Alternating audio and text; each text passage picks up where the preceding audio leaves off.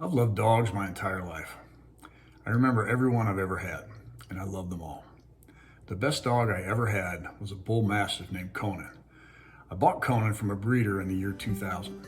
I was a single dad, raising my own kids, and my son was 12, my daughter was 9. I started loving bull mastiffs the minute I saw Sylvester Stallone's dog Butkus and Rocky. My daughter and I started looking at them online, and it was just a matter of time. Conan grew about a pound a day for several months, and he finally topped out at 150 pounds. But he was a gentle giant, absolutely loved people, and he grew up with my kids. He lived to be 12 years old, which is positively ancient for a bull mastiff, and losing him was like losing a family member. I loved all my dogs, but I never loved any of them as much as I did Conan. After we lost the big boy, there was such a big hole in our lives. When Conan was about 4, I met and later married my wife Darlene, and she was every bit as much in love with Conan as I was. We made it almost a year without a dog, but I just couldn't stand not having the mighty Conan around. The house seemed so empty, so we began searching for another dog. I loved the bully breeds, and we soon found a dog that looked to be a cross between a pit bull and a St. Bernard. He was about 2 years old, fully grown, and built like a brick outhouse. His name was Bruno, and we drove about 30 miles of interstate to go meet him. The Rescue Foundation already had his papers drawn up and acted as if we had agreed to take him. Of course, I fell in love with him, but my wife had reservations. We came out of his kennel growling, and because we didn't know him, he agreed that she would drive while I rode in the back seat with Bruno. It was a long ride. Bruno growled for about half the trip, and my wife was scared to death that he would snap and attack me in the back seat. She thought I might have to open the door of the car and push him out, but after some serious petting and sweet talking, he settled down and we got home. He actually made himself comfortable, and after an hour of having him sleep next to me on the sofa, we figured we had found our new dog. And then disaster struck. At the time, we had 2 cats, also both rescues, and we had asked the dog rescue if Bruno was pet friendly. They assured us that he was, and we took them at their word. Big mistake. Oscar, our Japanese bobtail cat, came sauntering down the stairs and into the living room. And the second Bruno saw him, all hell broke loose. He leapt off the couch, made a beeline for Oscar.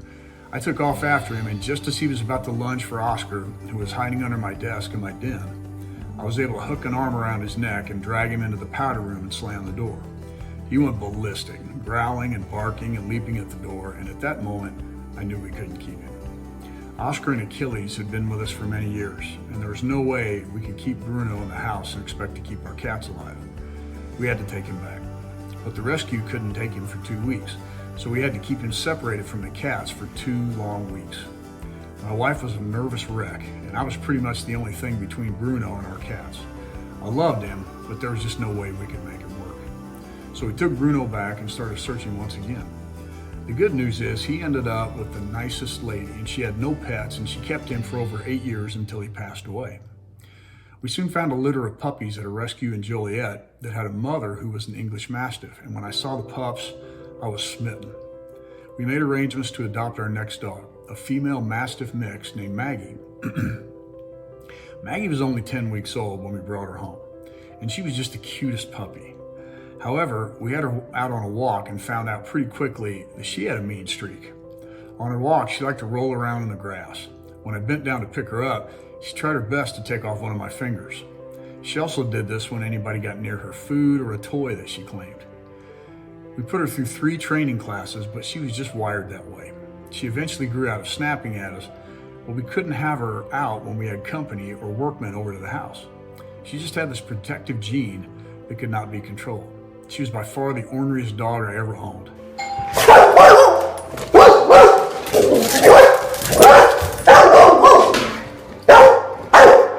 This is how Maggie acts when somebody comes